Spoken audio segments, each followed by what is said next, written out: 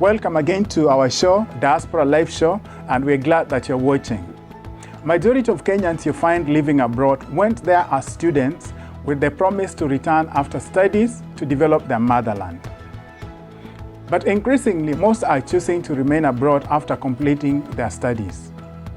Most are gainfully employed and are contributing immensely to their motherland through remittances and investments at home. Will you then term this as brain drain or brain gain? This, of course, is the question we are tackling in this episode. But before we roll the tape, get onto your phone and let your friends and relatives from home and abroad know that the #1 show is underway. Hashtag Diaspora Life Show is a public park in the city of Townsend, Delaware, and it's just slightly past midday on a beautiful summer afternoon on the east coast of USA. One by one, Kenyans living in this state will arrive, and by sunset, this park will be full of Kenyans. The event taking place today is the annual Kenyan Summer Fling, organized by a group called the $50 Club. It's here that I find Dr. David Amakobe, a social scientist and community leader who has lived in the US for the last 20 years or so. Amakobe understands the history and development of the Kenyan community in the US and is particularly glad that the community is indeed expanding and establishing roots in the US. The first Kenyans who came to the US came as students. They came to learn. In fact, the biggest migration movement was during the Tomboya airlift, when Tomboya organized for a lot of Kenyans to come to the US to learn so they can take over from the British who are leaving. And then a few of them remained here, but most of them went back. But that created a tradition where Kenyans were coming to the US because we had fewer universities in Kenya then. But then some started remaining and being accommodated in the system. And it's gone like that until now they have become part of the system. My name is Mika Mukabi from Kenya. Kakamega, it used to be Kakamega district, now it's Vihiga district, Emuhaya, Bunyore. I came in the US January 19, 1976 to go to college as a student on F1 visa. When I came here, immigrants were welcome, students were welcome. The people of the United States were interested in knowing where you come from and who are you and what you do. There's a lot of interest in foreigners compared to now, where foreigners are like enemies, outcasts. But we were well welcomed. We had a great time. You could get whatever you wanted if you worked hard. It wasn't easy, but it was a good environment and I enjoyed so much. The reasons I'm here to talk to Dr. Amakobe is to try and understand factors that are contributing to the growth of the Kenyan diaspora community abroad, especially in the US, and how those factors influence how they live in their countries of sojourn and how they relate with their home country, Kenya. Around 2000, the politics in Kenya were not very conducive. And people were finding it not conducive to go back if they got a chance to remain overseas. And after that, it has increased continuously. Now it's become like a tradition that as the world economy gets interconnected, people find it better to stay where they can make a living, they can get systems that support their dreams faster. Kenya has improved a lot since then, but when somebody has made a decision to stay in a place and has built a life there, it's very difficult to uproot again. So the number of Kenyans who have now become Americans or have settled overseas has continuously increased. From that point in the 2000s, before 2000, people would come here, study, and go back.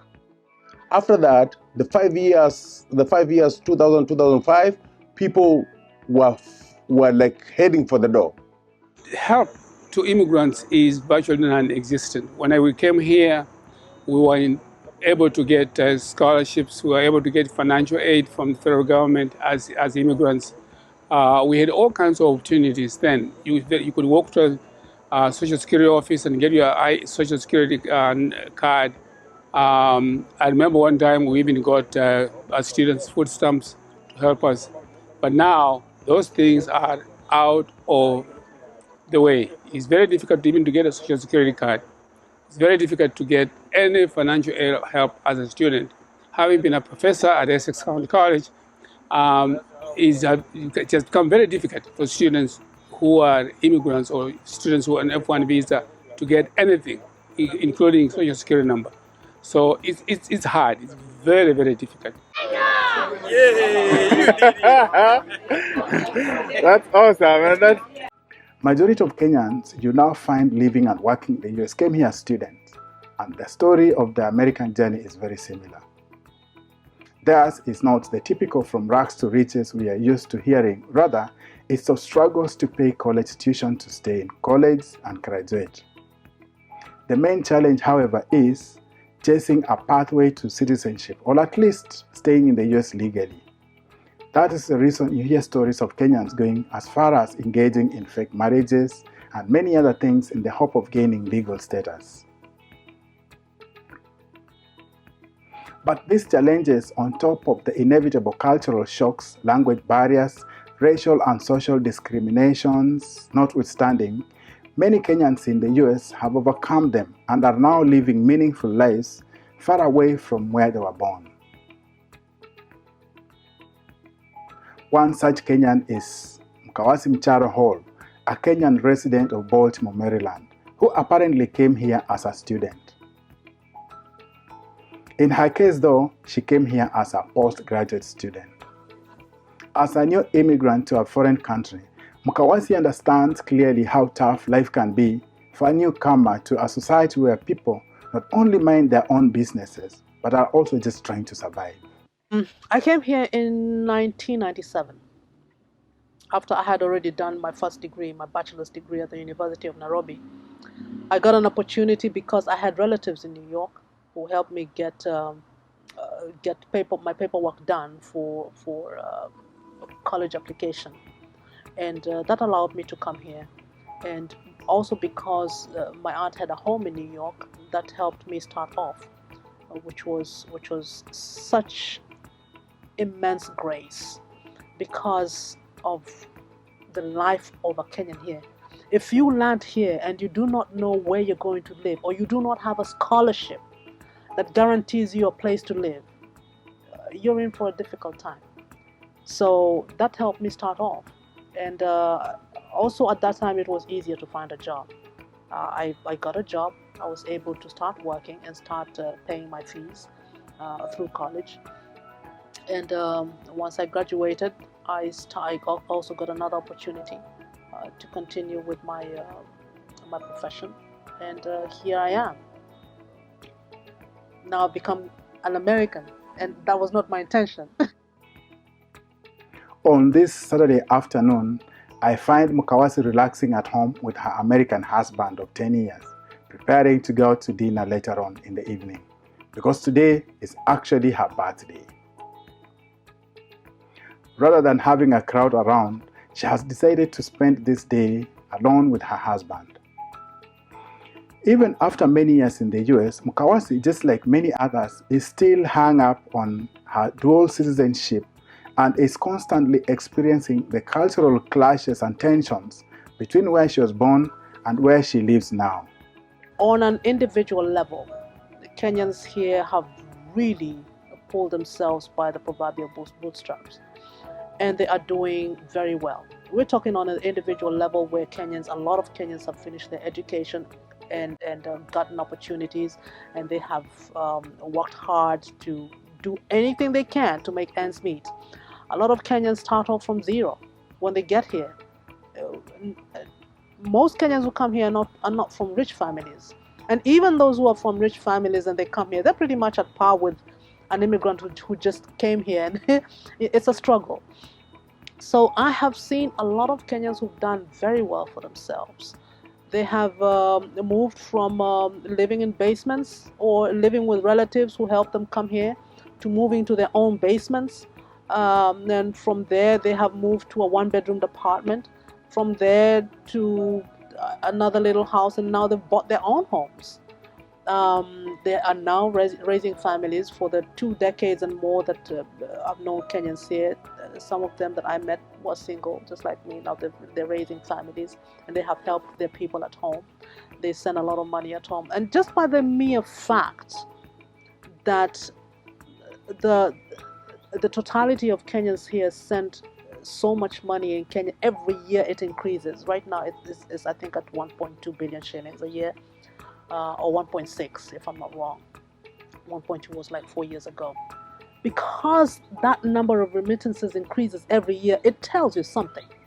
One, that the number of Kenyans who are coming in here are increasing annually, and two, that their productivity is increasing as well.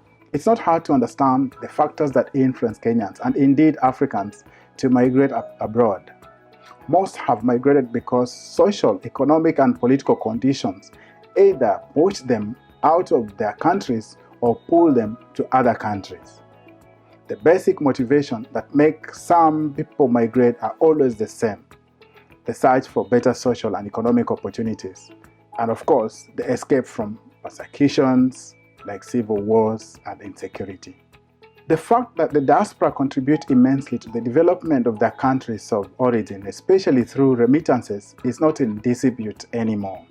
Unlike in days gone by, where global migration often entailed permanent relocation or long separation and infrequent encounters with one's native home through mail and occasional visits, these days, revolution in telecommunications and travel has compressed the spatial and temporal distances between home and abroad. This has offered immigrants unprecedented opportunities to be transnational, to be people of two worlds, perpetually translocated physically and culturally between several countries or several continents, but always in touch. Sort of within the wider purview of establishing connections, there's a significant amount of Kenyan and African diaspora in Europe and in North America, and these people are developing tremendous skills, abroad, and they're giving back. They're giving back in terms of remittances.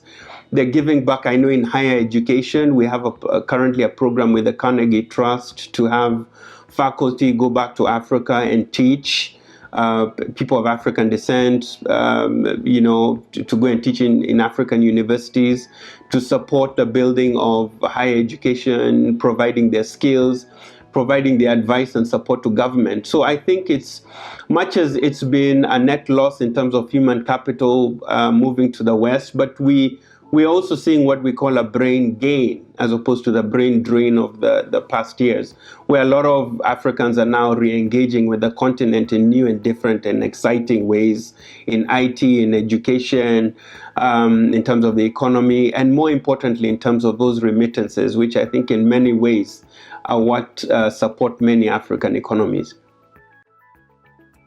This globalization is not simply facilitating the rapid flows of capital and commodities like this gift that Mkawazi has just received from home, but it's also revitalizing old cultural community networks. In this process, strengthening transnational ethnic, racial, and national identities. And as the Kenyan community abroad grows and expands and establishes firm roots in their countries of sojourn, new social and economic challenges such as domestic violence, single mother fatherhood, premature deaths from suicides, and deportations have emerged.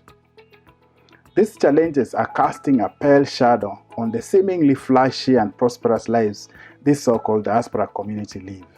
These are some of the issues we will be exploring in our next 2 or 3 episodes. That does it for us today, and we hope you enjoyed the show. Let's keep the conversation going through social media, and again, our hashtag is Diaspora Life Show. You can also talk to us through email, and our email address is diasporalifeshow@standardmedia.co.ke. Drop us a comment or a question, and we shall promptly get back to you. See you again next week.